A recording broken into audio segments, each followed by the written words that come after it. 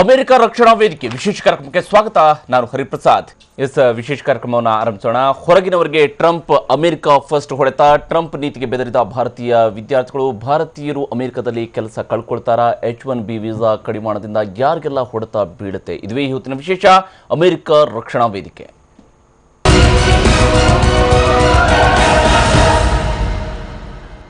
ಅಮೆರಿಕಾಗೆ ಹೋಗಬೇಕು, ಅಲ್ಲಿ ಕಲಿಬೇಕು, ಅಲ್ಲಿ ಕೆಲಸಕ್ಕೆ ಸೇರಿ ಕೈತುಂಬ ಸಂಬಳ ಪಡಿಬೇಕು ಅನ್ನುವಂಥ ಕನಸು ಹಲವರಿಗೆ ಇದ್ದೇ ಇರುತ್ತೆ. ಆದರೆ ಅಮೆರಿಕ ಅಧ್ಯಕ್ಷ ಟ್ರಂಪ್ ಅಮೆರಿಕ ಫಸ್ಟ್ ಅಂತ ಘೋಷಿಸಿದ ಮೇಲೆ ಅದ್ಯಾಕೋ ಅಲ್ಲಿಗೆ ಹೋಗುವ ಕನಸು ಕಾಣುತ್ತಿರುವವರಿಗೆ ನಿಧಾನವಾಗಿ ನಿರಾಶೆ ಆವರಿಸಿಕೊಳ್ತಾ ಇದೆ. ಅದರಲ್ಲೂ H1B ವೀಸಾಗೆ ನಿರ್ಬಂಧ ಹೇರಲು ಟ್ರಂಪ್ ಮುಂದಾಗಿರುವುದು ಜಾಗತಿಕ ಮಟ್ಟದಲ್ಲಿ ಹಲವು ಬದಲಾವಣೆಗಳಿಗೆ ಕಾರಣವಾಗುವ ಸಾಧ್ಯತೆ ಇದೆ.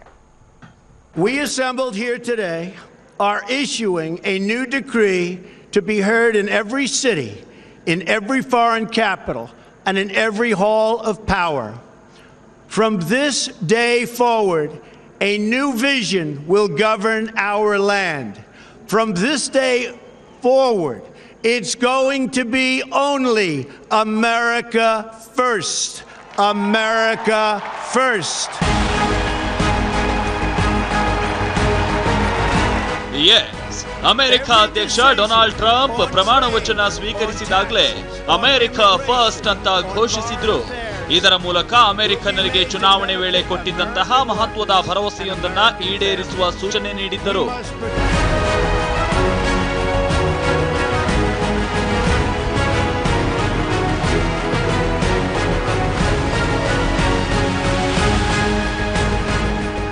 ಅಧಿಕಾರ ಸ್ವೀಕರಿಸಿದ ನಂತರ ಟ್ರಂಪ್ ತಾವು ಹೇಳಿದಂತೆಯೇ ಮಾಡಿದ್ದಾರೆ.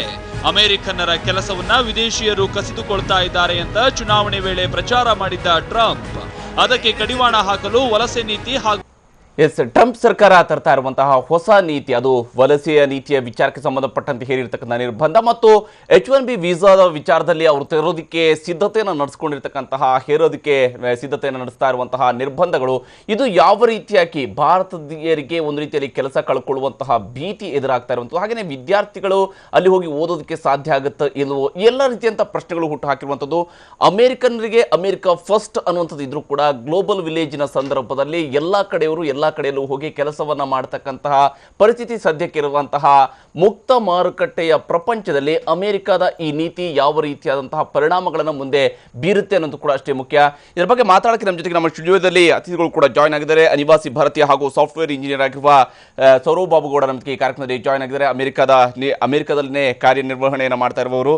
ಹಾಗೆಯೇ ಇಂಡಿಯಾ ಬುಲ್ಸ್ನ ಉಪಾಧ್ಯಕ್ಷ ವಿಶ್ವನಾಥ್ ಶೆಟ್ಟಿ ನಮಗೆ ಈ ಕಾರ್ಯಕ್ರಮದಲ್ಲಿ ಜಾಯ್ನ್ ಆಗಿದ್ದಾರೆ. ಹಾಗೆಯೇ MSRITಯ ವಿದ್ಯಾರ್ಥಿ ಕರಣ್ ಮೊಟ್ವಾನಿ ನಮ್ಮ ಜೊತೆಗೆ ಈ ಕಾರ್ಯಕ್ರಮದಲ್ಲಿ ಜಾಯ್ನ್ ಆಗಿದ್ದಾರೆ. ಅವರು ಮುಂದೆ ಹಾರ್ವರ್ಡ್ ವಿಶ್ವವಿದ್ಯಾಲಯದಲ್ಲಿ ತನ್ನ ಮಾಸ್ಟರ್ಸ್ ಅನ್ನು ಮಾಡೋದಕ್ಕೆ ಹೊರಟಿರುವಂತಹ ವಿದ್ಯಾರ್ಥಿ. ಹಾಗೆಯೇ ಅಂತಾರಾಷ್ಟ್ರೀಯ ವಿದ್ಯಮಾನಗಳ ವಿಶ್ಲೇಷಕ ಡಾಕ್ಟರ್ ಹರೀಶ್ ರಾಮಸ್ವಾಮಿ ಅವರು ಹುಬ್ಬಳ್ಳಿಯಿಂದ ನಮ್ಮ ಜೊತೆಗೆ ಈ ಕಾರ್ಯಕ್ರಮದಲ್ಲಿ ಜಾಯ್ನ್ ಆಗಿದ್ದಾರೆ. ಮಾತಿಗಳ ಜೊತೆಗೆ ಚರ್ಚೆಯನ್ನು ಆರಂಭಿಸೋಣ ಚಿಕ್ಕ ಬ್ರೇಕ್ನ ನಂತರ.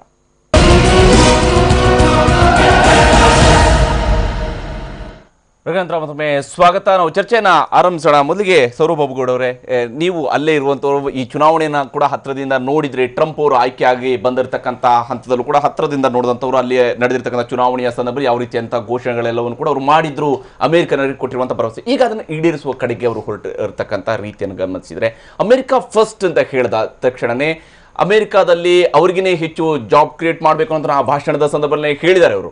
ಹಾಗಾಗಿ ಅದಕ್ಕಾಗಿ ಭಾರತೀಯರಿಗೆ ಇರ್ಬೋದು ಅಥವಾ ಹೊರಗಡೆಯಿಂದ ಬರ್ತಕ್ಕಂಥವ್ರಿಗೆ ಹೇರ್ತಕ್ಕಂಥ ನಿರ್ಬಂಧ, ಇದು ಎಷ್ಟು ಸಾಧ್ಯತೆ ಇದೆ H1B ವೀಸಾದ ಮೇಲೆ ಆಗ್ತಕ್ಕಂತಹ ಒಂದಷ್ಟು ರಿಫಾರ್ಮ್ಸ್ ಅನ್ನು ತರ್ತೀವಿ ಅಂತ ಇರುವಂಥದ್ದು? ನೀವೀಗ ಲೇಟೆಸ್ಟ್ ಸ್ಟಡಿ ನೋಡಿದ್ರೆ 4.5% ಅನ್ಎಂಪ್ಲಾಯ್ಮೆಂಟ್ ಇರೋದು US ನಲ್ಲಿ, ಎಂಟೈರ್ US ನಲ್ಲಿ. ಅದು IT ಸೆಕ್ಟರ್ನಲ್ಲಿ ಇಲ್ಲವೇ ಇಲ್ಲ. Okay, over Americans who have graduated even 12th grade, ಅಂದರೆ ಅಲ್ಲಿ ಹೈಸ್ಕೂಲ್ ಅಂತೀವಿ ನಾವು, ಇಲ್ಲಿ PU ಅಂತೀವಲ್ಲ ಆ ಥರ 12th grade ಪಾಸ್ ಆಗಿದ್ರು they will get a job there. ಅವರು ಈ ಕೀ ಹೈ ಏನಂತಂದರೆ ದಿಸ್ IT ಸಾಫ್ಟ್ವೇರ್ ಇದೆಯಲ್ಲ ಅದು, ಮತ್ತು H1B ಯಾರು ಕೊಡ್ತಾರೆ ಅಂತಂದರೆ professionals where we don't get those kind of professionals in US ಅಂತ. ಅಂದರೆ is authorized to work. ಈಗ H1B ಅನ್ನೋದು that's A visa, kind of a visa. ಇನ್ನು B1 ಅಂತಿದೆ, ಆಮೇಲೆ H4 ಅಂತಿದೆ, ಡಿಪೆಂಡೆಂಟ್ ವೀಸಾ. B1 ಅಂತಂದರೆ ಈಗೆಲ್ಲ ಪೇರೆಂಟ್ಸ್ ಎಲ್ಲ ಕರ್ಸ್ಕೊತೀವಿ, ಇಲ್ಲ ಬಿಸ್ನೆಸ್ ವಿಸಿಟ್ ಮಾಡ್ತಾರೆ, ಇಲ್ಲ ಟೂರಿಸ್ಟ್ ವಿಸಿಟ್ ಮಾಡ್ತಾರೆ, ಆ ಥರದ್ದೆಲ್ಲ. ಸೊ H1 ಯಾರು ಕೊಡ್ತಾರೆ ಅಂತಂದರೆ ಈಗ ಗ್ರ್ಯಾಜುಯೇಟ್ಸ್ ಆಗಿರ್ತಾರೆ, ಈಗ ಇಲ್ಲಿಂದ ಯೂನಿವರ್ಸಿಟಿಯಿಂದ ಗ್ರ್ಯಾಜುಯೇಟ್ ಆಗಿರೋರಿಗೆ. ಇಲ್ಲ ಅಂತಂದರೆ ಪ್ರೊಫೆಷನಲ್ಸ್ ಹೂ ಆರ್ ಅಲ್ಲಿ ಸಿಗದಿರುವಂಥವ್ರು ಈಗ ಈ ಪರ್ಟಿಕ್ಯುಲರ್ ಕೆಲಸ ಮಾಡಲಿಕ್ಕೆ ಅಮೆರಿಕದಲ್ಲಿ ದೊರೆಯಲ್ಲ ಅಂದಾಗ ಅವ್ರಿಗೆ ಕಂಪ್ನೀಸ್ ಏನು ಮಾಡ್ತಾರೆ H1 ಸ್ಪಾನ್ಸರ್ ಮಾಡ್ತಾರೆ. 80% of the H1 sponsoring companies ಬಂದುಬಿಟ್ಟು ಅಮೆರಿಕನ್ಸೇ ಇರೋದು, ಇನ್ನು 20% ಬೇರೆ ಕಂಟ್ರೀಸ್ ಚೈನಾ ಮತ್ತು ಇಂಡಿಯಾ ಆ ಥರ ಇರೋದಂಥದ್ದು. ಈಗ ಇವ್ರೇನು ಮಾಡ್ತಾರೆ ಅಂದರೆ H1B ನಾನು ಸ್ಪಾನ್ಸರ್ ಕೊಡಲ್ಲ ಅಂತಂದರೆ main impact first thing I am going to tell is Americans only. ಏನಕ್ಕೆ ಅಂತಂದರೆ ಈಗ ನಾವು ಯಾವುದೋ ಒಂದು ಕನ್ಸಲ್ಟಿಂಗ್ ಫರ್ಮ್ ಇದೆ ಅಂತ ಇಟ್ಕೊಳ್ಳಿ, ಅದರಲ್ಲಿ ಒಂದು 20 ಪೀಪಲ್ ಏನಾದ್ರು ವರ್ಕ್ ಮಾಡ್ತಾರೆ ಅಂತಂದರೆ ಆ ಕಂಪ್ನಿಗೆ, ಅದರಲ್ಲಿ ಒಂದು 15 ಜನ ಔಟ್ಸೈಡರ್ಸ್ ಇರ್ತಾರೆ, ಅದರಲ್ಲಿ ಒಂದು 10 ಜನದಿಂದ 12 ಜನ ಇಂಡಿಯನ್ಸ್ ಇರ್ತಾರೆ. ಅಲ್ಲಿ ಇವರು ಲೋಕಲ್ ರಿಕ್ರೂಟ್ಮೆಂಟು ವೆರಿ ಲೆಸ್. ಅವ್ರೇನಕ್ಕೆ ಅಂತಂದರೆ ಅವರು ಬಿಸ್ನೆಸ್ ಅನಲಿಸ್ಟು ಆ ಥರದ್ದು jobs that anybody can do it. ಈಗ ನಮ್ಮಲ್ಲಿ just passed out BSc graduate can do all those things. Particular when it comes to coding analysis ಇದನ್ನೆಲ್ಲ ಇರ್ತಾರಲ್ಲ ಅವರೆಲ್ಲರೂ ಎಕ್ಸ್ಪರ್ಟ್ಸ್ ಇರ್ತಾರೆ.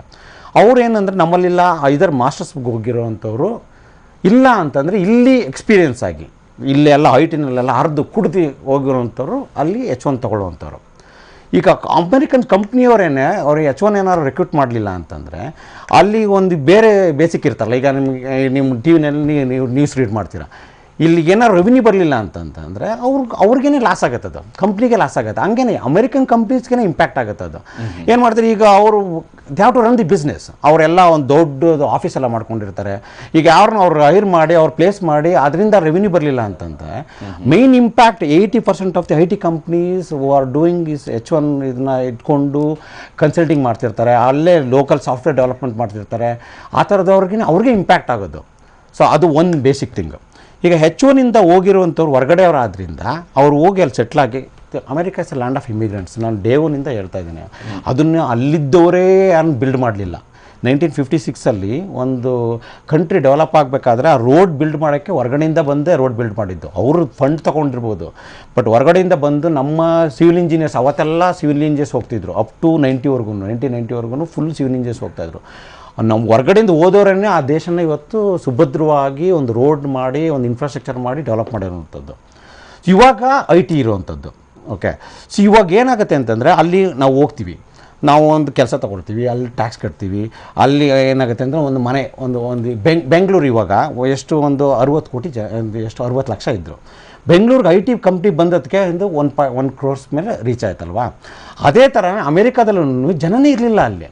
ಈಗ ನಾನು ಇರೋ ಏರಿಯಾದಲ್ಲೇ ನಾನು ಒಂದು 15 years ಬ್ಯಾಕ್ ಹೋದಾಗ ಒಂದು ಅಪ್ ಟು 110th ಸ್ಟ್ರೀಟ್ವರೆಗೂ ಡೆವಲಪ್ ಆಗಿದೆ. ಈಗ 99th ಸ್ಟ್ರೀಟ್ವರೆಗೂ ಹೋಗಿದೆ. ಅಂದರೆ 99 ಸ್ಟ್ರೀಟ್ಸ್ ಹ್ಯಾವ್ ಬಿನ್ ಡೆವಲಪ್ಡ್ ಅಂತಂದರೆ ಅಲ್ಲಿಗೆ ಜನ ಬರೋಕ್ಕೆ ಶುರುವಾದರು, ಕಂಪ್ನೀಸ್ ಬರೋಕ್ಕೆ ಶುರುವಾಯಿತು, ಮನೆಗಳು ಕನ್ಸ್ಟ್ರಕ್ಟ್ ಶುರುವಾಯಿತು. ಮನೆ ಜನ ತಗೊಳ್ಳೋಕ್ಕೆ ಸಂಪಾದನೆ ಆದಾಗ ಮನೆ ತಗೊಳ್ಳೋಕ್ಕೆ ಶುರುವಾದರು.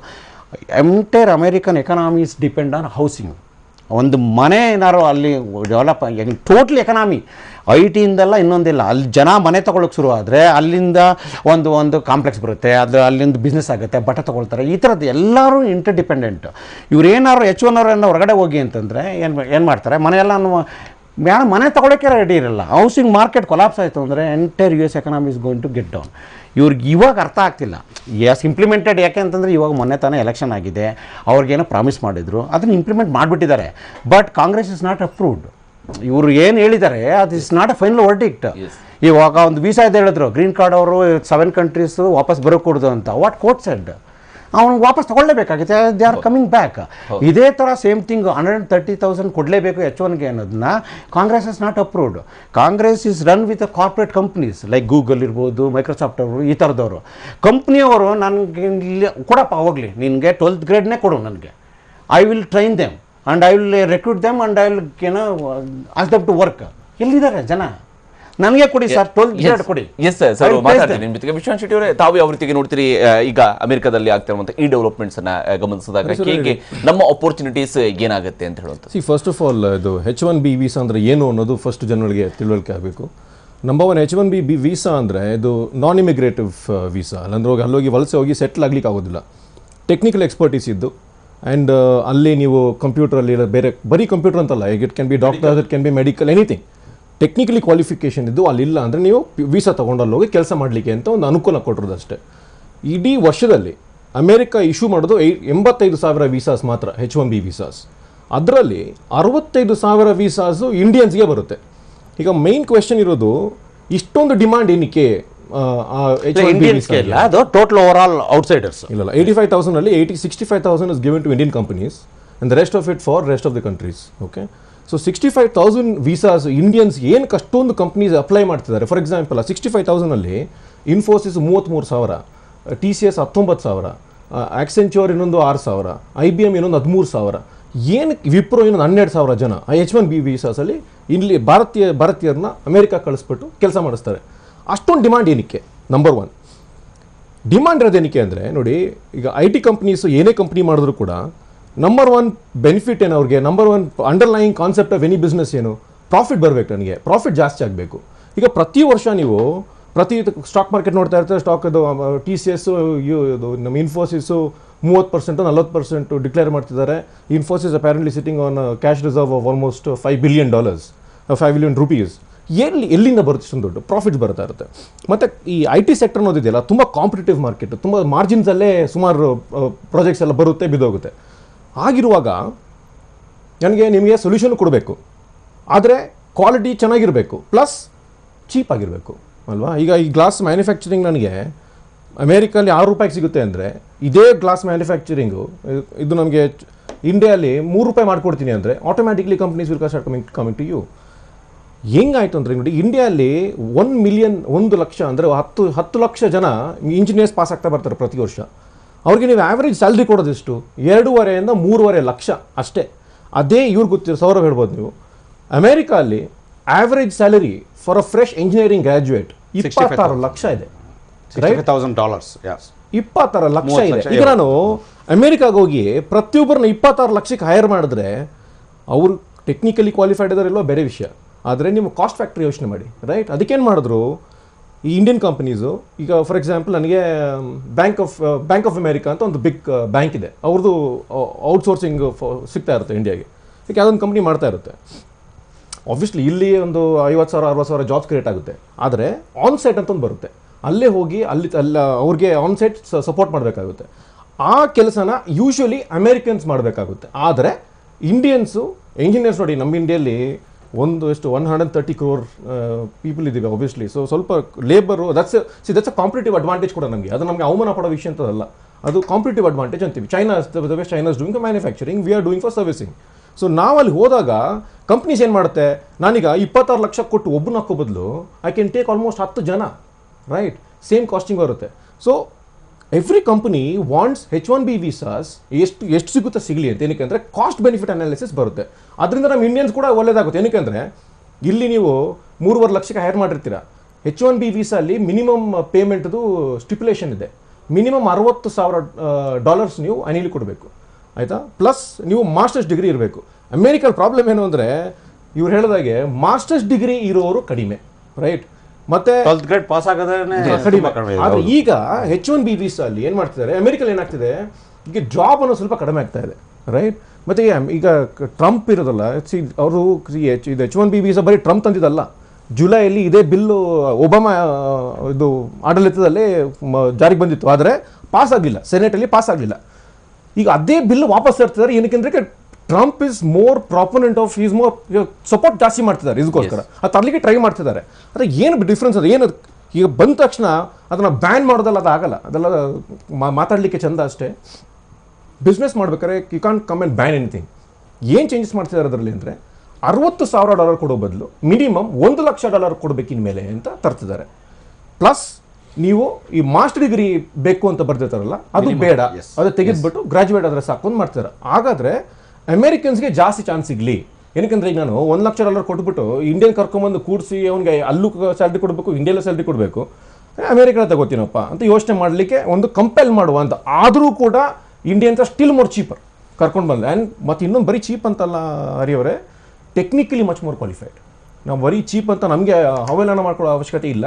Technically are much more qualified then engineers. ಇನ್ನೂ ನೋಡಿ, by 2022 American industry association analyse ಮಾಡೋ ಪ್ರಕಾರ 4.5 ಲಕ್ಷ ಕಂಪ್ಯೂಟರ್ ಜಾಬ್ಸ್ ಖಾಲಿ ಆಗುತ್ತೆ. 4.5 ಲಕ್ಷ ಕಂಪ್ಯೂಟರ್ ಜಾಬ್ಸಲ್ಲಿ ಅವ್ರಿಗೆ 75,000 - 80,000 ಜನ ಮಾತ್ರ ಅಮೆರಿಕನ್ ಸಿಗಲಿಕ್ಕೆ ಅಂದಾಜಿರೋದು. ಬಾಕಿ ಎಲ್ಲರೂ ಆಚೆನ ತರಬೇಕು. ಸೊ ನೀವು ಬ್ಯಾನ್ ಮಾಡ್ಲಿಕ್ಕಂತೂ it's impossible, it's chanceless. Vishwesh Shettar ಬಗ್ಗೆ ಮತ್ತೆ ಮಾತಾಡ್ತೀನಿ ನಾನು ನಿಮ್ಮ ಜೊತೆಗೆ. Karan Motwani, you got a seat in there Harvard ಯೂನಿವರ್ಸಿಟಿನೋ. ಈಗ ರೀಥಿಂಕ್ ಮಾಡ್ತಿದ್ರೆ ಅಲ್ಲಿ ಹೋಗ್ಬೇಕಾ ಬೇಡವಾ ಅನ್ನೋದ್ರ ಬಗ್ಗೆ after Trump's elected as a president? No, actually, I kind of take it as a challenge. Okay. I see that whenever you talk about the gap between $60,000 and $130,000, first of all, two important things that both of them have brought up is the fact that it's a bill.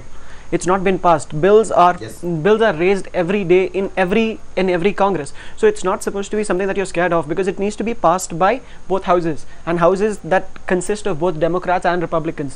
So when you're talking about 2/3 of majority, they need many Democrats who are completely against many of the things. They have the majority. Yeah, but they have the majority, but it's not 2/3 still majority. the corporate is not going to approve. Exactly. So there are many economic policies, many foreign policies that needs to be considered before you make such a thing. He's not going to pen the executive order tomorrow. There is a lot of time before such a thing happens, and the fact that the district court and the federal judge banned and overturned his ban, the reason is because there are, for every radical mind over there is a liberal mind. Every university town is liberal by itself. It's going to be welcoming of you, and they want you to study there. And Trump himself has said that he wants Indians to come and stay there. He mentioned Snapdeal's CEO who came back here and created the company after doing a master's abroad. So he doesn't want such intelligent, brilliant minds to be going back. He wants them to stay there. So when he says things, it's just about campaign promises. As he rightly said, that these are campaign promises, that because it's just been made a month ago, and many of the fickle-minded Republicans are going to have such things that they want quick results. So but it doesn't work like that. There are going to be many world leaders. There's going to be a retaliation from even India, who they export outsource many of the jobs to India, and there's going to be a retaliation. So once all those things are considered, first of all, it can't rise from 60 to 130. It can rise to 60 to 70 probably. That is reasonable. That is going to be 100, not 130. So even 100. It's still a debate. Interrupt ನೋಡಿ, ಈ retaliation ಅಂತ ಬರುತ್ತೆ ನೋಡಿ, ವಾಪಸ್ revenge ಅಂತ. India ಇವತ್ತಿರೋ ಪೊಸಿಷನಲ್ಲಿ ಅಂತ ದೊಡ್ಡ ಮಾತಾಡಲಿಕ್ಕೆ ಚಾನ್ಸ್ ಇಲ್ಲ. ಏನಕ್ಕೆ ಅಂದರೆ $143 ಕೋಟಿ $143 ಬಿಲಿಯನ್ IT ಇಂಡಸ್ಟ್ರಿ ಇರೋದು. ಅದರಲ್ಲಿ 65% ನಮಗೆ US ಇಂದನೇ ಬರುತ್ತೆ, ಆಯಿತಾ? ಸೊ ನಮಗೆ we are hugely dependent on the US. ನಮಗೆ ಅತೀಯಾಗಿ ನಾವು ರೆಟ್ರಿಬ್ಯೂಟಿವ್ ಮೆಜರ್ಸ್ ಎಲ್ಲ ತಗೊಳ್ಳಿಕ್ಕಾಗಲ್ಲ. ಆದರೆ ಅವ್ರು ಹೇಳೋದ್ರಲ್ಲೂ ಪಾಯಿಂಟ್ ಇದೆ, ಏನಂದರೆ ಡ್ರಾಫ್ಟ್ ಮೆಜರ್ಸ್ ಇದೆ. ಮತ್ತು ಇನ್ನೊಂದು ನೋಡಿ, ನಾವು ಕೀ ಪಾಯಿಂಟ್ ಮಿಸ್ ಮಾಡ್ತಾ ಇದ್ದೀವಿ. ನೀವು ಡೊನಾಲ್ಡ್ ಟ್ರಂಪ್ ಪ್ರೆಸಿಡೆಂಟ್ ಅಂತ ಹೇಳ್ತಾ ಇದ್ದೀವಿ, ಬಟ್ ಅವರು ಲಾಸ್ಟ್ 40 ವರ್ಷದಿಂದ one of the most shrewd business man. ನೋಡಿ, ಫಾರ್ ಎಕ್ಸಾಂಪಲ್ ಹೆಂಗೆಂದ್ರೆ ಆಚೆ ಮನೆಯಲ್ಲಿ ಒಂದು ಬಿಸ್ನೆಸ್ ಅಲ್ಲಿ ಒಂದು ಅಂತ ಬಿಹೇವ್ ಮಾಡ್ತೀವಲ್ಲ, ಆದ್ರೆ ಮನುಷ್ಯ ಒಬ್ಬನೇ ಇರ್ತಾನೆ. ಅವ್ನು ಯೋಚನೆ ಮಾಡೋ ರೀತಿ ಒಂದೇ ತರ ಇರುತ್ತೆ. ಆದ್ರೆ ಮನೇಲಿ ಒಂಥರ ಇರ್ತಾರೆ, ಬಿಸ್ನೆಸ್ ಅಲ್ಲಿ ಒಂಥರ ಇರ್ತಾರೆ. ಮನೇಲಿ ಇಲ್ಲಿ ತರ ಇರ್ಬೋದು, ಬಿಸ್ನೆಸ್ ಅಲ್ಲಿ ಬಂದು ಉಳಿ ತರ ಆಗ್ಬೋದು, ಆದ್ರೆ ಯೋಚನೆ ಮಾಡೋದು ಒಂದೇ ತರ ಇರುತ್ತೆ. ಇವರು ನಿನ್ನೆ ಮೊನ್ನೆ ಬಂದು ಪೊಲಿಟಿಷಿಯನ್ ಅಲ್ಲ. He's been a businessman. He set up ದೊಡ್ಡ ಬ್ಯಾಲೆನ್ಸ್ ಶೀಟ್ಸ್ ಮಾಡಿ ಸುಮಾರು ಸಕ್ಸಸ್ ಮಾಡಿದ್ದಾರೆ. ಸೊ ಅವ್ರಿಗೆ ಅರ್ಥ ಆಗೋಷ್ಟು ಬಿಸ್ನೆಸ್ ಬೇರೆ ಯಾರಿಗೂ ಅರ್ಥ ಆಗ್ಲಿಕ್ಕೆ ಸಾಧ್ಯ ಇಲ್ಲ. ಪ್ರಾಫಿಟ್ ಅಂದ್ರೆ ಎಷ್ಟು ಇಂಪಾರ್ಟೆಂಟು ಎಕಾನಮಿಗೆ ಅಂತ ಅವ್ರಿಗೆ ಯಾರು ಅರ್ಥ ಆಗ್ಲಿಕ್ಕೆ ಸಾಧ್ಯ ಇಲ್ಲ. ಸೊ ಅವರು ಎಲೆಕ್ಷನ್ ಟೈಮಲ್ಲಿ ಏನೆಲ್ಲ ಮಾತಾಡಿ, ಈಗ ಎಲೆಕ್ಷನ್ ಅಂದ್ರೆ ನಿಮಗೂ ಗೊತ್ತು, ತಮಗೂ ಗೊತ್ತು, ಹೇಗೆ ಎಲೆಕ್ಷನ್ಸಲ್ಲಿ ಎಷ್ಟೆಷ್ಟೆಲ್ಲ ಮಾತಾಡ್ತೀವಿ. ಆದರೆ ಎಲೆಕ್ಷನ್ ಗೆದ್ದು ಬಂದ ತಕ್ಷಣ ಎಲ್ಲದನ್ನು ಅನ್ವಯಿಸೋದಕ್ಕೆ ಅದು ಅನುಕಾರ ತರಲಿಕ್ಕಾಗಲ್ಲ. ಎಷ್ಟೊಂದು ಜನ ಮಾಡಲಿಕ್ಕಾಗುತ್ತೆ, ಮಾತಾಡ್ತೀವಿ ಹಾಗೆ ಹೇಗೆ ಅಂತ ಹೇಳ್ತಾರೆ. ಸೊ ನನ್ನ ಪ್ರಕಾರ ಇದು ಅಷ್ಟೇ ದೊಡ್ಡ ಇಂಪ್ಯಾಕ್ಟ್ ಏನು ಆಗೋದಿಲ್ಲ ಅಂತ ಅನ್ಸುತ್ತೆ. ಮಾತಾಡ್ತೀನಿ ನಿಮ್ ಜೊತೆಗೆ ಚರ್ಚೆ ನಾವು ಮುಂದುವರಿಸೋಣ. ಹಾಗೆ ಡಾಕ್ಟರ್ ಹರೀಶ್ ರಾಮಸ್ವಾಮಿ ಅವ್ರ ಜೊತೆ ಕೂಡ ಮಾತಾಡ್ತೀನಿ. ಯಾಕಂದ್ರೆ ಈ ರೀತಿಯಾದಂತಹ ಪಾಲಿಟಿಕ್ಸ್ ಇದು ಎಲ್ಲಿಯವರೆಗೆ ಸಕ್ಸಸ್ ಅನ್ನ ಕಾಣುತ್ತೆ? ಈಗ ಟ್ರಂಪ್ ಅನುಸರಿಸ್ತಾ ಇರುವಂತಹ ಈ ನೀತಿ ಒಂದು ಹಂತದಲ್ಲಿ ರಾಷ್ಟ್ರೀಯವಾದ ಅನ್ನುವಂಥದ್ದು, ನ್ಯಾಷನಲಿಸ್ಟಿಕ್ ಆಗಿ ಯೋಚನೆ ಮಾಡ್ತಕ್ಕಂಥದ್ದು, ಇದು ಎಷ್ಟರ ಮಟ್ಟಿಗೆ ಅವ್ರಿಗೆ ಭಾವನಾತ್ಮಕವಾಗಿ ಸಂಬಂಧವನ್ನ ಇದ್ರೂ ಕೂಡ ಅದು ದೂರಗಾಮಿಯಾಗಿ ಯಾವ ರೀತಿಯಿಂದ ಪರಿಣಾಮವನ್ನು ಬೀರುತ್ತೆ, ಹಾಗೆಯೇ ಅಂತಾರಾಷ್ಟ್ರೀಯ ಮಟ್ಟದಲ್ಲಿ ಯಾವ ಪರಿಣಾಮವನ್ನು ಬೀರುತ್ತೆ, ಇದರ ಬಗ್ಗೆ ಕೂಡ ಮಾತಾಡೋಣ ಚಿಕ್ಕ ಬ್ರೇಕ್ನ ನಂತರ.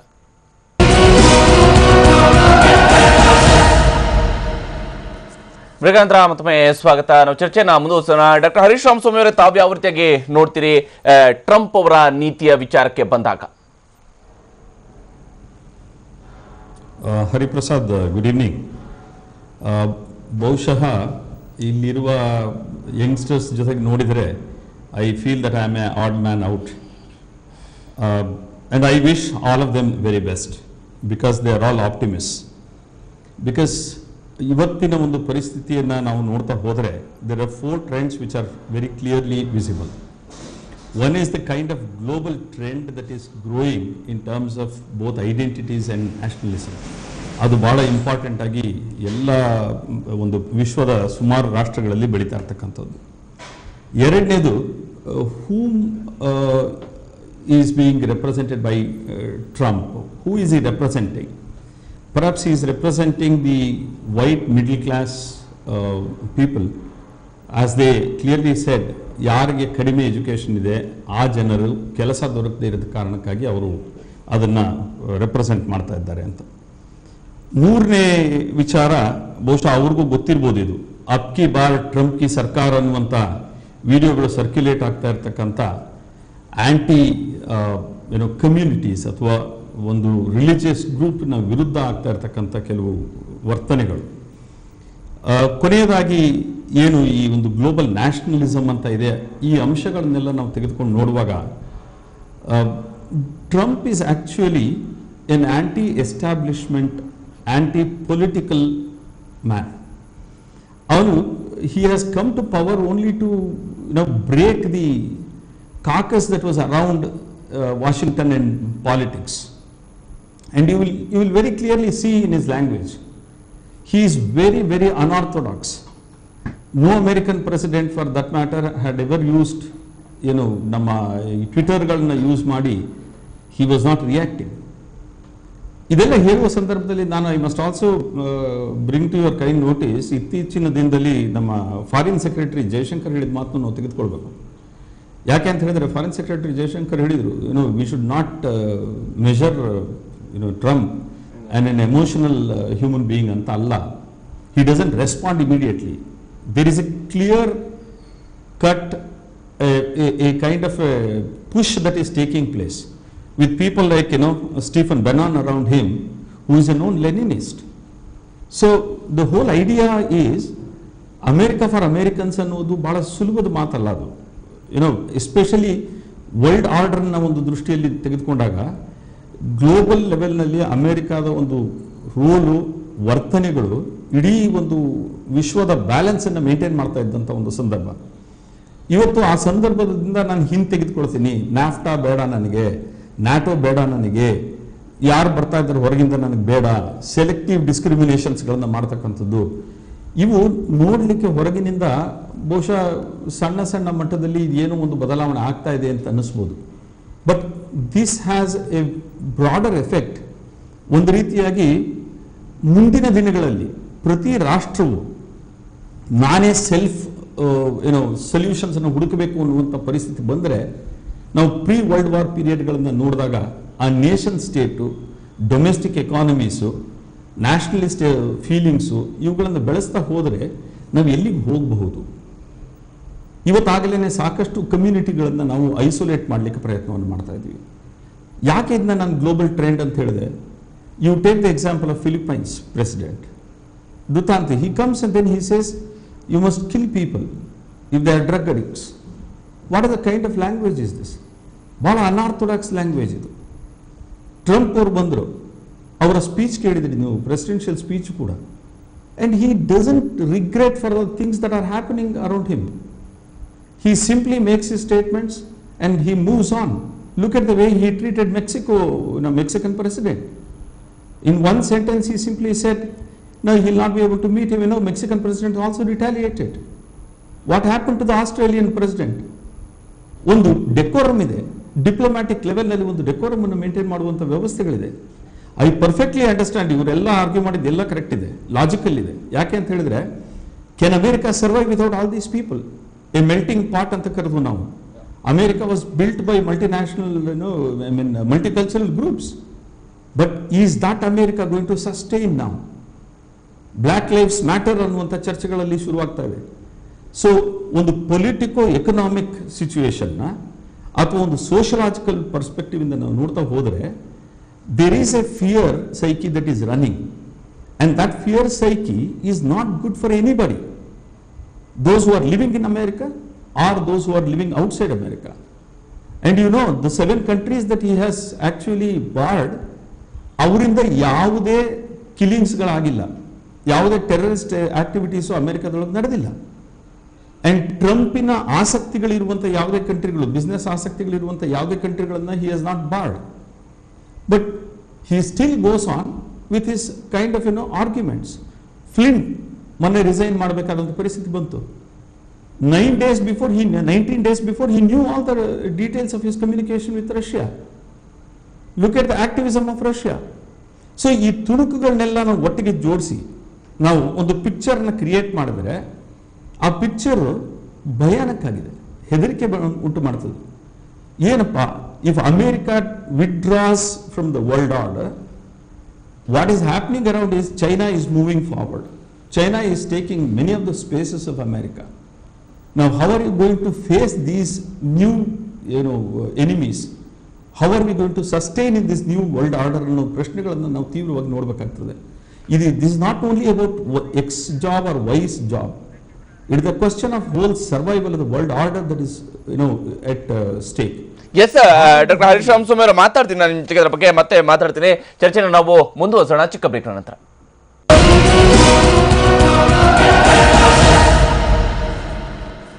ಪ್ರೇರೇಂದ್ರ ಮತ್ತೊಮ್ಮೆ ಸ್ವಾಗತ. ನಾವು ಚರ್ಚೆನ ಮುಂದುವರಿಸೋಣ. ಸೌರವ್, ನಿಮ್ಮ ಪ್ರಕಾರ ಇಲ್ಲಿ IT ಪ್ರೊಫೆಷನಲ್ಸ್ಗೆ ಇದು ಎಫೆಕ್ಟ್ ಆಗುತ್ತೆ ಅಂತೇಳಿ ಅನ್ಸುತ್ತಾ? ಅಮೆರಿಕಾದಲ್ಲಿ ಇರುವಂಥವ್ರಿಗೆ ಅಥವಾ ಹೊಸದಾಗಿ ಅಲ್ಲಿಗೆ ಹೋಗುವಂಥವ್ರಿಗೆ ಯಾರಿಗೆ ಎಫೆಕ್ಟ್ ಆಗುತ್ತೆ ಅಂತೇಳಿ ಅನ್ಸುತ್ತೆ? ಈಗ ಆಲ್ರೆಡಿ H1 ಯಾರು ಮಾಡಿಸ್ಕೊಂಡಿದ್ದಾರೆ ಅವ್ರಿಗೆ ಇಂಪ್ಯಾಕ್ಟ್ ಆಗಲ್ಲ. ಆ್ಯಕ್ಚುಲಿ ತುಂಬ ಜನ ಜೊತೆ ಮಾತಾಡ್ತಾ ಇದ್ದೀನಿ ನಾನು. ಆಲ್ಮೋಸ್ಟು 15 ಡೇಸಿಂದ ಎಲ್ಲ ಫ್ರೆಂಡ್ಸ್ಗೆಲ್ಲ ಕಾಲ್ ಮಾಡ್ತಿದ್ದೀನಿ. ನಮಗೇನು ಇಂಪ್ಯಾಕ್ಟ್ ಆಗಲ್ಲ. ಈಗ ಏಪ್ರಿಲ್ 1 ಅವ್ರು ಯಾವಾಗಲೂ H1 ನೆಕ್ಸ್ಟ್ ಇಯರ್ ಈಗ 2017 ಇಶ್ಯೂ ಮಾಡೋದು. ಆವಾಗ ಅಪ್ಲಿಕೇಶನ್ ಹೆಂಗೆ ಆಗ್ತಾರೆ ಅಂತಂದರೆ, ಈಗ ಕನ್ಸಲ್ಟಿಂಗ್ ಫರ್ಮ್ಸ್ ಇರ್ತವಲ್ಲ, ಅದು ಒಂದು 80% ಆಫ್ ಅಮೆರಿಕನ್ ಕಂಪ್ನೀಸು, ಒಂದು 20% ಔಟ್ಸೈಡ್ ಅವ್ರು ಕನ್ಸಲ್ಟಿಂಗ್ ಫರ್ಮ್ ಅಂದರೆ ಅವರು H1 ಈ ಥರ ಕ್ವಾಲಿಫಿಕೇಷನ್ಗೆ ಈ ಥರ ಬೇಕು ಅಂದ್ಬಿಟ್ಟು ಒಂದು labour first step in H1 ಏನಂತಂದರೆ ಒಂದು ಲೇಬರ್ ಸರ್ಟಿಫಿಕೇಟ್ ತೊಗೋಬೇಕು. ಕ್ಯಾನ್ಸರ್ ಸ್ಟೇಟಲ್ಲಿದ್ದರೆ ಈ ಒಂದು ಕ್ವಾಲಿಫಿಕೇಷನ್ಗೆ ನನಗೆ ಒಂದು ಜಾವಾ ಡೆವಲಪರ್ಸ್ ಬೇಕು, ಇದರಲ್ಲಿ ಎಕ್ಸ್ಪರ್ಟೀಸ್ ಇರಬೇಕು ಅಂತಂದ್ಬಿಟ್ಟು ಅವರು ಲೇಬರ್ ಡಿಪಾರ್ಟ್ಮೆಂಟ್ಗೆ ಅಪ್ಲೈ ಮಾಡಬೇಕು. ಇಲ್ಲಿ ಲೋಕಲ್ ಕೆಲಸದವ್ರು ಇಲ್ಲ ಅಂದಾಗ ಅವ್ರು ಲೇಬರ್ ಡಿಪಾರ್ಟ್ಮೆಂಟ್ ಏನು ಮಾಡ್ತಾರೆ, ಒಂದು ಲೆಟರ್ ಇಶ್ಯೂ ಮಾಡ್ತಾರೆ, yes you can bring that qualified person ಅಂತಂದ್ಬಿಟ್ಟು. ನೆಕ್ಸ್ಟ್ ಅದನ್ನೇನು ಮಾಡ್ತಾರೆ, ಅವರು ಎಲ್ಲ ಒಂದು ಡಾಕ್ಯುಮೆಂಟ್ ರೆಡಿ ಮಾಡಿ ಇವ್ರದ್ದೊಂದು ಕ್ವಾಲಿಫಿಕೇಷನ್, ಈಗ ಇವರು ಸ್ಟೂಡೆಂಟ್ ಅಂತ ಇಟ್ಕೊಳ್ಳಿ, ಇವರೊಂದು BE ಮಾಡಿರ್ತಾರೆ, BEನಲ್ಲಿ ಯಾವುದೋ ಕಂಪ್ಯೂಟರ್ ಸೈನ್ಸ್ ಮಾಡಿರ್ತಾರೆ, ಅದರಲ್ಲೇ ಒಂದು ಎಕ್ಸ್ಪೀರಿಯನ್ಸ್ ಇರುತ್ತೆ. ಇಲ್ಲಿ ಆಲ್ರೆಡಿ ಎಕ್ಸ್ಪೀರಿಯನ್ಸ್ ಆಗಿರೋರು, ಇಲ್ಲ ಅಂತಂದರೆ ಫ್ರೆಶ್ ಗ್ರ್ಯಾಜುಯೇಟ್ಸ್ ಅಲ್ಲಿಂದ ಆ ಥರ. ಇವಾಗ ಫ್ರೆಶ್ ಗ್ರ್ಯಾಜುಯೇಟ್ ಬಿಟ್ಬಿಡಿ, ಇನ್ನು ಮುಂದಕ್ಕೆ ಆಗೋದೇ ಇಲ್ಲ ಅದು. ಸೊ ಅದನ್ನೆಲ್ಲ ಒಂದು ಬಂಡ್ಲು ಮಾಡಿ ಒಂದು ರೆಕಾರ್ಡ್ಸ್ ಫೈಲ್ ಮಾಡಿಬಿಟ್ಟು ಅವ್ರೇನು ಮಾಡ್ತಾರೆ, ಅವ್ರು ಲಾಯರ್ ಕನ್ಸಲ್ಟಿಂಗ್ ಫರ್ಮ್ ಲಾಯರ್ಸ್ ಇರ್ತಾರಲ್ಲ ಅವ್ರಿಗೆ ಸಬ್ಮಿಟ್ ಮಾಡ್ತಾರೆ. ಅವ್ರೇನು ಮಾಡ್ತಾರೆ, ಅವರು ಏಪ್ರಿಲ್ 1 ಫೆಡೆಕ್ಸ್ ಡೇಟ್ ಇರಬೇಕು. ಅದು ಒಂದು ಹೊಸ ರೂಲ್ಸ್ ಮಾಡೋದು ಒಂದು 2 years ಬ್ಯಾಕಿಂದ. ಆವತ್ತು ಶಿಪ್ ಆಗಿದ್ದು ಒಂದು ಏಪ್ರಿಲ್ 10 ಅಪ್ಲಿಕೇಶನ್ಸ್ ಎಲ್ಲ ಕಲೆಕ್ಟ್ ಮಾಡಿಕೊಂಡು, ಮೊದಲೇ ಯಾವಾಗ ಅಂತಂದ್ರೆ ಒಂದು 65,000 ಅಂದರೆ 60,000 ಅಪ್ಲೈ ಮಾಡೋರು, 70,000 ಅಪ್ಲೈ ಮಾಡೋರು, ಅದರಲ್ಲಿ ಕ್ವಾಲಿಫಿಕೇಷನ್ ಚೆಕ್ ಮಾಡಿಬಿಟ್ಟು ಅಪ್ರೂವ್ ಮಾಡ್ತಿದ್ರು. ಇವಾಗ ಏನು ಮಾಡ್ತಾರೆ, 60,000 ಒಂದು ಎಲ್ಲನೂ ತುಂಬಿಡ್ತಾರೆ. ಒಂದು 60,000ಗೆ ಒಂದು ಬಾಸ್ಕ್ ಹಾಕ್ಬಿಟ್ಟು ಲಾಟ್ರಿ ಸಿಸ್ಟಮ್. ಇವಾಗ ಲಾಟ್ರಿಯಿಂದ ಯಾರು ಸೆಲೆಕ್ಟ್ ಆಗ್ತಾರೆ ಅವ್ರದ್ದನ್ನು ಆಮೇಲೆ ಚೆಕ್ ಮಾಡ್ತಾರೆ. ಸೊ ನೀವು ಎಷ್ಟೇ ಮಾಸ್ಟರ್ಸ್ ಇರಲಿ, ಇನ್ನೊಂದಿರಲಿ, PhD ಇರಲಿ, ನೀವು ಲಾಟ್ರಿಲಿ ಬಂದಿಲ್ಲ ಅಂತಂದರೆ ಆ ವರ್ಷದಲ್ಲಿ ಹೋಗೋದೇ ಇಲ್ಲ ಅದು. ಸೊ ಆ 60,000ನ ಸೆಲೆಕ್ಟ್ ಮಾಡಿಕೊಂಡು ಆವಾಗ ಅವ್ರ ಕ್ವಾಲಿಫಿಕೇಷನ್ ಚೆಕ್ ಮಾಡೋಕ್ಕೆ ಹೋಗ್ತಾರೆ. ಏನಕ್ಕೆ ಅಂತಂದರೆ ದಟ್ಸ್ ಬೆನಿಫಿಟ್ ಫಾರ್ US.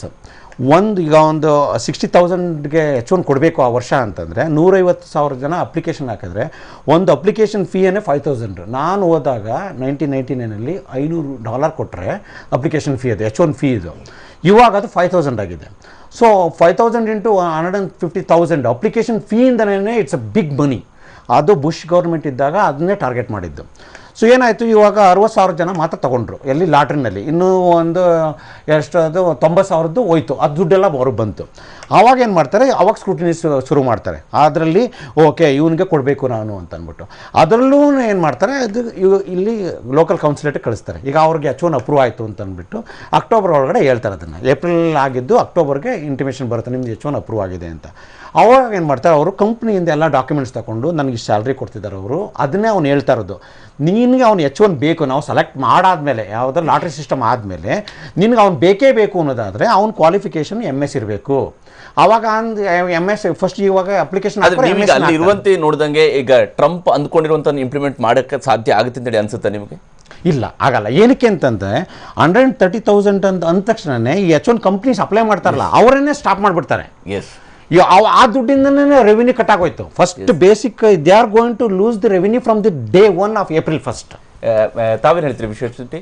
ನೋಡಿ ಹರೀಶ್ ಅವರೇ, ನೋಡಿ ನಾನು ರಾಮಸ್ವಾಮಿ ಅವರಲ್ಲ ಅವರು, ಹೌದು, ನನಗೆ ಚೆನ್ನಾಗಿ ತಿಳಿದಿರ್ತಾರೆ ಆಬ್ವಿಯಸ್ಲಿ.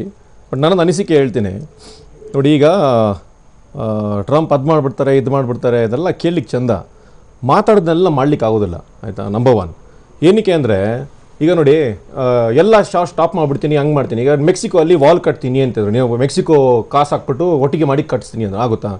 ಆಗಲ್ಲ. ಹೇಳಿದ್ದೆ ನೋಡಿ, ಪೊಲಿಟಿಷಿಯನ್ ಕಥೆನೇ ಇದು, ಆಯಿತಾ? ಮತ್ತು ಇನ್ನೊಂದು, ಅಮೇರಿಕಾ ನೇಟೋಯಿಂದ ಆಚೆ ಬರುತ್ತೆ, ದೊಡ್ಡಣ್ಣ, ಅದು ವಿಶ್ವದ ದೊಡ್ಡಣ್ಣ ಆ ಥರ ಕೂತಿದೆ. ಆ ಜಾಗದಿಂದ ಎದ್ದು ಬರುತ್ತೆ. ನೋಡಿ ಹರೀಶ್, ನೀವೇ ಕರೆಕ್ಟಾಗಿ ಹೇಳಿ ನನಗೆ. ಅವತ್ತಿಂದ ನಿಮ್ಮ ಟಿ ವಿಲೆಲ್ಲ ಬರ್ತಾ ಇದೆ, ನೀವು ಶಶಿಕಲಾ ಅವರು ಒಂದು ಚೀಫ್ ಮಿನಿಸ್ಟರ್ ಕುರ್ಚಿನ ಬಿಟ್ಕೊಡೋಕ್ಕೆ ಸಾಯ್ತಾರೆ ನಮ್ಮ ಜನ. ಇನ್ನು ವಿಶ್ವದ ದೊಡ್ಡಪ್ಪ ಅಂತ ಅನ್ಸ್ಕೊಂಡು ಎದ್ದು ಬಂದ್ಬಿಡ್ತಾನ, ಬಿಡಲ್ಲ. ಇದು ಯಾರು ಬಿಡಲ್ಲ. ಪವರ್ ಅನ್ನೋದು ಒಂದು ಇಂಟಾಕ್ಸಿಕೇಶನ್, ಅದು ಒಂಥರ ಅಮಲ್, ಅದು ಅದನ್ನ ಯಾರು ಬಿಟ್ಕೊಡಲ್ಲ. ಈಗ ಅದೇ ಅವ್ರು ಟ್ರಂಪ್ ಹೇಳ್ತಿರೋದು ವಿಷಯ ಏನು, ಅಮೆರಿಕದ ಜಗತ್ತಿನ ಆಧಿಪತ್ಯ ಕಡಿಮೆ ಆಗ್ತಾ ಇದೆ, ಚೈನಾ ಅವರು ಮೇಲೆ ಬರ್ತಾ ಇದ್ದಾರೆ, ರಷ್ಯಾ ಮೇಲೆ ಬರ್ತಿದ್ದಾರೆ. ಅದಕ್ಕೋಸ್ಕರ ನಾವು ನಮ್ಮ ನ್ಯೂಕ್ಲಿಯರ್ ವೆಪನ್ಸ್, ನಮ್ಮ ನೇವಿ ಫ್ಲೀಟ್ಸು ಮತ್ತು ನಮ್ಮ ಮಿಲಿಟರಿ ಬಜೆಟ್ಸ್ ಜಾಸ್ತಿ ಮಾಡಬೇಕು. ಈ ಸಿಕ್ಕಿಬೇಕದೆಲ್ಲ ವಾರ್ಗೆಲ್ಲ ನುಗ್ಗಿಬಿಟ್ಟು ನಮ್ಮ ರಾಜ್ಯದ, ನಮ್ಮ ದೇಶದ ಆರ್ಥಿಕ ವ್ಯವಸ್ಥೆ ಹಾಳಾಗಿದೆ, ಅದನ್ನೆಲ್ಲ ಹಿಡಿದಿಕ್ಬೇಕು ಅಂತ ಅವ್ರದ್ದು ಇದು. ಮತ್ತು ಇನ್ನೊಂದು ನೋಡಿ, ಈಗ ಅಮೇರಿಕಾಲಿ ಟ್ರಂಪ್ ಅವರು ಆಗುತ್ತೆ ಈಗ ಹೋಗುತ್ತೆ, ವೇಸ್ಟ್. ನನ್ನ ಪ್ರಕಾರ ಮಾತಾಡೋದೇ ವೇಸ್ಟ್. ಏನಕ್ಕೆ ಅಂದರೆ ಅಮೇರಿಕ ಅವ್ರು ವೋಟ್ ಹಾಕಿದ್ದಾರೆ, ಹಾಕಿ ಅವ್ರು ಗೆದ್ದಾಯ್ತು. 5 ವರ್ಷನ 4 ವರ್ಷನ ಅವರು ಪ್ರೆಸಿಡೆಂಟ್ ಆಗಿರ್ತಾರೆ. ನಾವು ಎಷ್ಟು ಇಲ್ಲಿ ಗೋಗರಿದ್ರು ಏನು ಚೇಂಜ್ ಆಗಲ್ಲ. ಅವ್ನು ಏನು ಮಾಡ್ಬೇಕು ಮಾಡ್ತಾರೆ. ಏನಕ್ಕೆ ಅಂದರೆ ವೋಟ್ ಹಾಕಿದೆ. ಎಷ್ಟು ಜನ ಅಮೆರಿಕನ್ಸ್ ನೋಡಿ, ಅಮೆರಿಕನ್ಸ್ ಕೂಡ ಅಮೆರಿಕಲ್ಲೇ ಟ್ರಂಪ್ ವಿರುದ್ಧ ಎಷ್ಟೊಂದು ಜನ ಧ್ವನಿ ಎತ್ತಿದ್ದಾರೆ. ಆದರೂ it doesn't matter. At the end of it ಅದು ಪೊಲಿಟಿಕಲ್ ಮ್ಯಾಂಡೇಟ್ ಇದೆ, ಮಾಡ್ತಾರೆ. ನಾವು ನಮ್ಮ ಇಂಟ್ರೆಸ್ಟ್ನ ಸರಿ ಮಾಡ್ಕೊಳ್ಳಿಕ್ಕೆ ಏನು ಮಾಡ್ಬೋದು ಅದ್ರ ಬಗ್ಗೆ ತಲೆಗಡಿಸ್ಕೋಬೇಕು. ಅದ್ರ ಬದಲು ಅಮೆರಿಕ ಹಂಗೆ ಮಾಡುತ್ತೆ ಹಿಂಗೆ ಮಾಡಿದ್ರೆ ಏನು ಪ್ರಯೋಜನ ಇಲ್ಲ. ನಾನು ಹೇಳೋದು ನೋಡಿ, ಈಗ ಅಮೆರಿಕ ಈಗ ಅಮೆರಿಕದ ಈ ನೀತಿಗಳಿಂದ ಅದು ಇಂಡಿಯನ್ಸ್ಗೆ ಜಾಬ್ ಕಟ್ ಆಗುತ್ತೆ ನೋಡಿ ಅವರೇ. ನಾನು ಹೇಳೋದು ನೋಡಿ, ಇಮಿಡಿಯೇಟ್ ಆಗಿ ಒಂದು ಸ್ವಲ್ಪ ಇಂಪ್ಯಾಕ್ಟ್ ಇರ್ಬೋದು, ಆಯ್ತಾ. ಎಂಥ ಡಿಸಿಷನ್ ತಗೊಂಡ್ರು ಇಮಿಡಿಯೇಟ್ ಇಂಪ್ಯಾಕ್ಟ್ ಇರುತ್ತೆ. ಏನಕ್ಕೆ ಅಂದ್ರೆ ಹಂಗ್ ಲೆಕ್ಕ ಹೋದ್ರೆ ನೀವು ಆಲ್ ದೀಸ್ ಇಯರ್ಸ್ ಈಗ ದೊಡ್ಡ ಮಲ್ಟಿನ್ಯಾಷನಲ್ಸ್ ಮೇಲೆ ಕಂಪೀಟ್ ಮಾಡಿ ಇಷ್ಟೊಂದು ಪ್ರಾಫಿಟ್ ಮಾಡಿದ್ದು because of this very loophole ಅಲ್ವಾ. ಇಷ್ಟೊಂದು H1B ವೀಸಾ ಸಿಕ್ತು, ನಿಮಗೆ ಕಡಿಮೆ ಸ್ಯಾಲ್ರಿಯಿಂದ ಕಾಸ್ಟಿಂಗ್ ಕಡಿಮೆ ಆಯಿತು, ಸ್ವಲ್ಪ ಬಿಕಾಸ್ ಆಫ್ ವಿಚ್ ನಿಮ್ಮ ಬಿಡ್ಡಿಂಗ್ ಪ್ರಾಸೆಸ್ಸಲ್ಲಿ ಸ್ವಲ್ಪ ಕಡಿಮೆ ಬಿಡ್ ಮಾಡ್ತೀರಾ. ಬಿಕಾಸ್ ಆಫ್ ವಿಚ್ ನಿಮಗೆ ಮಲ್ಟಿನ್ಯಾಷನಲ್ ಡೀಲ್ಸ್ ಎಲ್ಲ IBMಗೆ ಅವ್ರಿಗೆ ಹೋಗೋ ಬದಲು ಇನ್ಫೋಸಿಸ್ಗೆ ಇವ್ರಿಗೆ ವಿಪ್ರೋಗೆಲ್ಲ ಬರ್ಲಿಕ್ಕೆ ಶುರುವಾಯಿತು. ಈಗ IBM ಅಲ್ಲಿ ಹೈಯೆಸ್ಟ್ ಎಂಪ್ಲಾಯ್ ಇರೋದು ಇಂಡಿಯಾದಲ್ಲಿ, ಅಮೆರಿಕಲ್ಲಿಲ್ಲ. ಏನಕ್ಕೆ? ಇಡೀ ವರ್ಲ್ಡ್ಗೆ ಗೊತ್ತು ಕಾಸ್ಟ್ ಫ್ಯಾಕ್ಟರ್ ಬಂದರೆ ಇಂಡಿಯಾಗೆ ಬರಬೇಕು, ಆಯಿತಾ. ಸೊ ವಿ ಆರ್ ಆ್ಯಕ್ಚುಲಿ ಅಷ್ಟೊಂದು ಚಿಂತಾಜನಕ ಸಿಚುವೇಶನ್. ಆದರೆ ಏನಕ್ಕೆ ಅಂತ ಪ್ರಾಬ್ಲಮ್ ಅಂದರೆ ನಮ್ಮದು ಪ್ರಾಫಿಟ್ ಮಾರ್ಜಿನ್ ಸ್ವಲ್ಪ ಕಡಿಮೆ ಆಗುತ್ತೆ. ಪ್ರಾಫಿಟ್ ಮಾರ್ಜಿನ್ಸ್ ಕಡಿಮೆ ಆದರೆ ಕೆಲವು ಬಿಸ್ನೆಸಸ್ ಡ್ರಾಪ್ ಆಗ್ಬೋದು. ಕೆಲವು ಬಿಸ್ನೆಸ್ ಡ್ರಾಪ್ ಆದರೆ ಎಸ್ ಡೆಫಿನೆಟ್ಲಿ ಸ್ವಲ್ಪ ಮಟ್ಟಿಗೆ ನಮಗೆ ಜಾಬ್ ಸ್ವಲ್ಪ ಲಾಸ್ ಆಗ್ಬೋದು. ಆದರೆ ಲಾಂಗ್ ಟರ್ಮ್ ಅಲ್ಲಿ ಪ್ರಾಬ್ಲಮ್ ಆಗೋದಿಲ್ಲ. ಎಸ್ ಶೆಟ್ಟಿ ಅವರೇ,